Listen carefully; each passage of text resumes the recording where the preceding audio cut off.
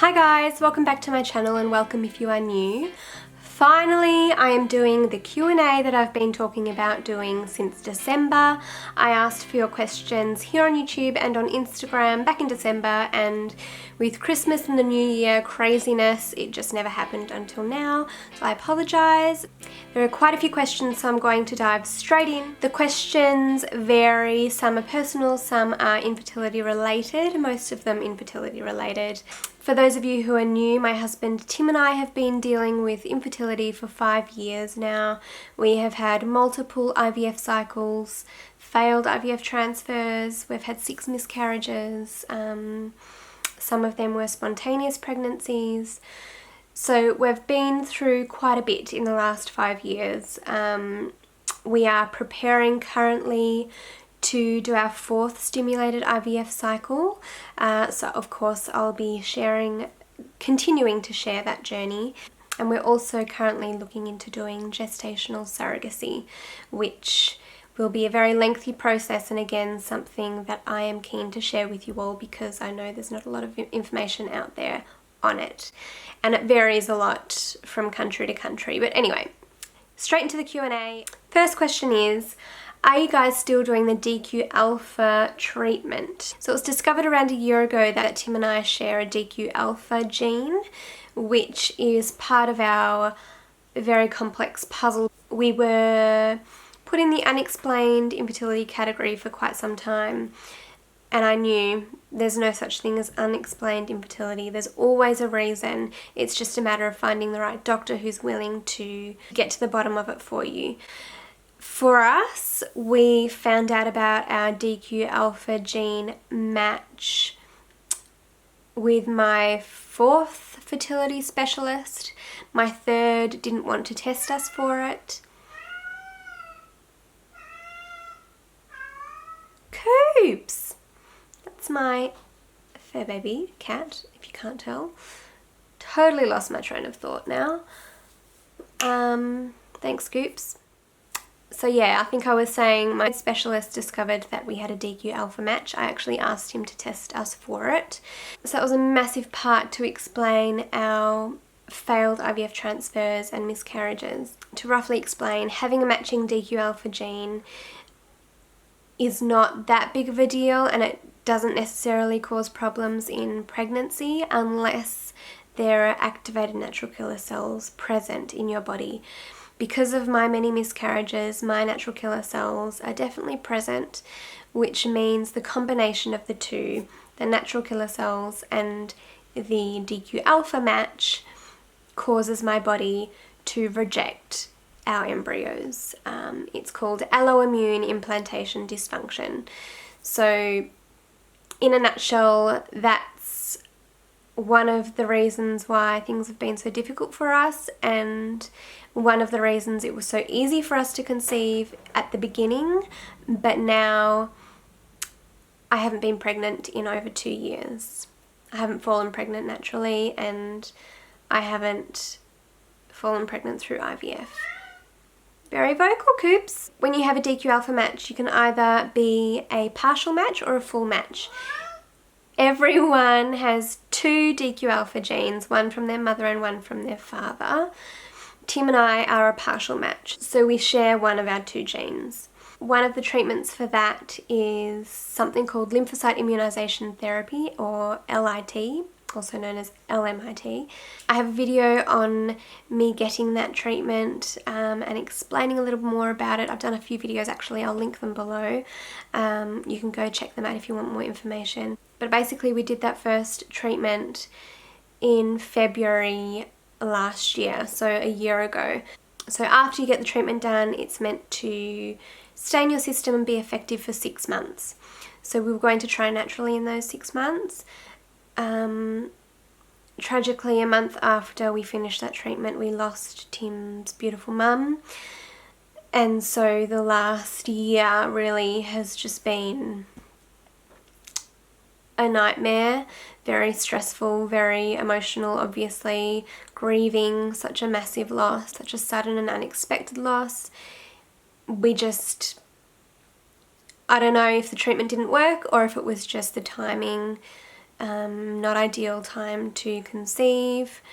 I don't really know, to be honest, but to answer your question in a very long-winded way, no, we haven't done any further LIT treatment. This is how good I am at Q&As. We are 10 minutes into this video and I've answered one question. Where does Tim get his strength from? Has he a circle of pal friends who have either gone through infertility themselves or just have an open heart and understand him? How difficult is it for men to talk about the issues and feel listened to? I definitely think this is something that is different for every guy. I know for Tim, he is very lucky to be surrounded by a couple of amazing friends who haven't experienced infertility themselves but have such a massive empathy and love for us and for Tim. So they're definitely able to be there to listen if Tim needs to talk. Tim and I also have a very open relationship. We're very, when I say open, I mean we're good communicators. We don't really bottle our feelings up, and we talk about the things that are on our mind and things that are bothering us. So I think that definitely helps. Tim is quite sensitive and quite in tune with his feelings. He's not afraid to show emotion like some men are, which I think is a positive thing, especially going through something like infertility. Leaving that line of communication open is definitely something that I believe is crucial in keeping a relationship healthy. He doesn't necessarily have friends who have been through infertility themselves, although we have made quite a few online friends, which is fantastic. But yeah, we are very lucky to have friends who are open to listening. So yeah, I think he does feel heard and listened to. If he was home, I'd get him to come on camera and tell you himself, but I'm pretty sure that's how he feels. How did your surrogate approach you with her offer to do that for you guys? Again, for those of you who are new, we have had a beautiful friend of ours offer to be our surrogate, which is amazing. She has seen us go through it all of the miscarriages, all of the IVF stuff. So she is one of the people and friends who so deeply want us to get our baby, the baby that we've been trying so hard for. She has mentioned it a few times over the last couple of years. The first time she mentioned it was in 2016, which was the year we had 5 miscarriages, and it took a toll. It was also the year we started IVF and didn't have any success. We did 2 stimulated cycles. So she did offer in that year. At the time I was so moved, but it wasn't something we were seriously considering at that stage. I was still getting pregnant. We didn't have any answers really, so it was kind of like we didn't know what was going on. We were still exploring our options at that stage. Then she mentioned it at the beginning of 2018, and at that point we were going to start trying LIT treatment for our DQ alpha match. When we came back from our holiday in September last year, she mentioned it a 3rd time, and by that stage it was something that Tim and I had both thought about and openly discussed. We've been on this road, as I said, for 5 years, and we're so ready to have a baby and start a family. Because our friend had mentioned it in the past, we thought maybe it was still an option for us. And then when we got back from our trip, she mentioned it again, and it just felt right. It felt like something we should pursue, should look into. So it was a long process to get to that point. It's still a lot to wrap my head around. I guess infertility is not what you envision. You never imagine you'll be one of those people, and I never imagined I would be one of the people who wouldn't be able to have a full-term pregnancy. I may still be able to. There are still other options for us in regards to trying to get me pregnant. And I know my friend isn't the type of person who would just mention it or offer it just for the sake of it. I know it's something that she seriously thought about with her husband, and, you know, it wasn't something that was just a comment. Her and her husband are one of our closest friends, and they just want us to reach our goal so badly. We are incredibly blessed to have them in our lives. Would your surrogate be happy to be on camera and on YouTube eventually? To be honest, I don't know. This is something that we haven't yet discussed. Have you talked with your surrogate about how many frozen embryo transfer cycles she is willing to go through if she doesn't get pregnant first time? This is something that we also haven't discussed. Obviously, we hope that it is successful first time, or at least second time, and that she doesn't have to go through multiple transfers. It's not only a lot to put her through, but it's a lot of money as well. I don't know. There's a lot of things to take into account. We are prepared for whatever she and her husband feel comfortable with, whatever works for their family. IVF at the best of times is so unpredictable, so I think it's something that we have to just take each step as it comes, if that makes sense. This is a question I got a few times. People seem a bit confused. Is the IVF for you or for the surrogate? Are you trying again yourself first? The IVF cycle that we have coming up is purely to create embryos to transfer into our gestational surrogate. So no, we are not going to be transferring embryos into myself at this stage. Why do you not do both gestational surrogacy and immune suppressing protocol? The main reason why we're not doing both is the cost. Surrogacy is around $30,000, and to do an intense immune suppressing protocol would be also around $30,000. So they're both extremely expensive options. We decided to go with the option that would give us the highest chance of success, being surrogacy, rather than continuing to put my body through experiments, kind of, in a way. There would be a lot of medications I would be taking, and we're just so ready for that final result, for that healthy baby, and yeah, trying both would just not be an option simultaneously anyway. We might try an immune suppressing protocol down the track. Will you use that one remaining frozen embryo even if chances are low given the quality from that cycle batch? So we do have one frozen embryo still from our most recent cycle. It wasn't the best cycle. We had 3 embryos frozen. 2 were able to be tested, PGS tested. 1 was abnormal, 1 was chromosomally normal. And the 3rd, which is the one that we have frozen still, was unable to be tested. So we don't know if it's chromosomally normal or not. At the time we did that cycle, we didn't know that Tim's sperm DNA integrity is poor, which is something we recently found out in December last year, very recently. So we don't have high hopes for that embryo, and if we were to use it for surrogacy, it would cost over $4,000 to transfer that embryo. $4,000 even if the embryo doesn't survive the thaw. It's a massive gamble. I don't know. We're still in 2 minds whether or not we'll be using that embryo. I guess it all depends on our results for our 4th stimulated cycle that we've got upcoming. Tim has had a pretty dramatic lifestyle change since receiving those results.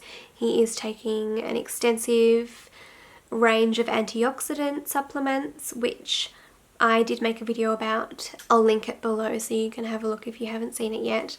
But we are going to be retesting the DNA fragmentation in the coming month or so and praying that the results have improved so we can go ahead with our next IVF cycle and hopefully get more healthy embryos. So yeah, I'm not sure at this stage what we'll do with our current frozen embryo. I understand that you and your husband share a similar gene that makes your body go into attack mode when it recognizes his gene in the pregnancy/embryo. Is that for all pregnancies now? Would your body now have the same reaction if it was donor sperm? Or would your body allow it because the DQ alpha gene won't be as similar as yours? So yeah, my body has now kind of become immune from getting pregnant with Tim's baby because we share that DQ alpha gene and because my natural killer cells are activated. As I said, we can try to go down an immune suppressing protocol, but it is quite intense and very expensive and not guaranteed to work. Nothing is guaranteed, but our chances are higher with surrogacy. If I was to try and get pregnant with sperm that didn't have the same DQ alpha match as me, then it would most likely result in a healthy pregnancy, as long as I was on steroids and things to suppress my natural killer cell levels, which would be a lot cheaper than the meds that I would need with a DQ alpha match. And my previous specialist did joke that I should just have an affair, get pregnant that way. Wasn't really a joke I appreciated, but yeah, it just goes to show that that specialist believes I would easily get pregnant if we were to do donor sperm, which is probably something that we will do in the future, not too distant future too. I think donor sperm, as hard as it is to, it's another thing to wrap your head around and it's another massive decision, but it would give me the opportunity to carry a pregnancy full term, and you know, we would love to have a big family, so it's definitely not out of the question. What do you and Tim do for work? I know IVF is super expensive. Have you ever thought about doing a GoFundMe? I've had so many people over the past couple of years suggest a GoFundMe account. Bless them all. I think it's such a beautiful thing to suggest and recognize that doing multiple IVF cycles does take a toll on your finances and it is incredibly stressful. We don't have very high paying jobs. I actually finished up at my job 3 weeks ago. I was an office manager. I'm currently looking for work at the moment. So it's not best timing with surrogacy and IVF coming up. It's also not the best timing to start a new job with those things coming up because I'll need time off. So bit of a stressful time at the moment, and Tim is a gardener, so we definitely don't have super high paying jobs, but a GoFundMe was something that I never really felt comfortable with doing, especially with this community, because I know a lot of you have also had your own financial struggles with fertility treatments or are dealing with your own financial struggles. I am actually working on a project at the moment which I cannot wait to share with you all. It's something very, very dear to my heart, and I'm hoping will bring many of you joy and will be something that will be meaningful to a lot of you. I'm hoping to sell this project, and hopefully that will help fund a bit of our journey as well as giving you guys something in return. I cannot wait to share what I have been creating with you guys. Wondering, have you thought about doing surrogacy using an American company? No. If our friend hadn't approached us and offered to be our surrogate, I don't think surrogacy would be something that we were pursuing. If we did want to pursue surrogacy here in Australia, you have to know someone who wants to be your surrogate. You can't advertise for a surrogate. Someone you know has to offer, which means a lot of people in Australia do go overseas to do surrogacy, but the costs start at $70,000. It's extremely expensive, and I don't think that would be an option for us, which is why we're incredibly grateful for our friend who has offered, because it gives us a chance to have a biological child and especially after losing Tim's incredible mum, that has become more and more important to us, to have that genetic connection. Genetics isn't everything. We are totally open to donor sperm or embryo adoption, but it would just be so special if we were able to at least try to have our own biological children. How do you cope with the ups and downs?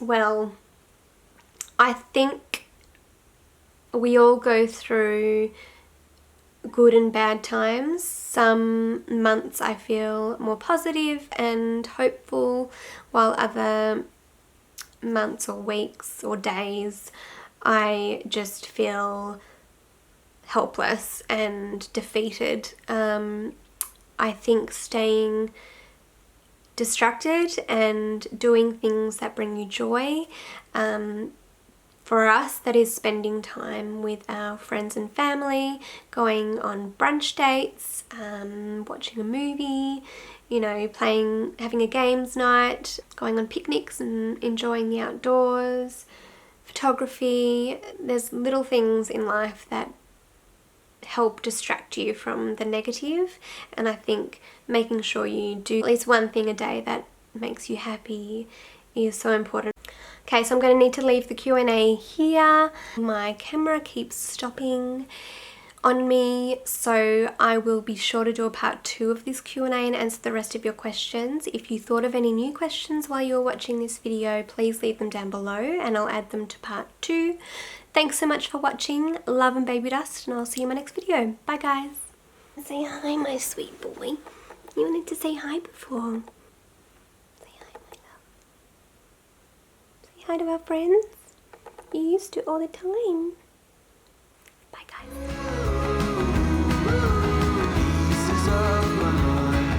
I thought it would be for the better, but I'm starting to feel so drained, and the days are moving slower, so on the weekends I escape. And on the surface it seems perfect, yeah, on the surface I'm replaced, but I go too far in my house of cards every morning.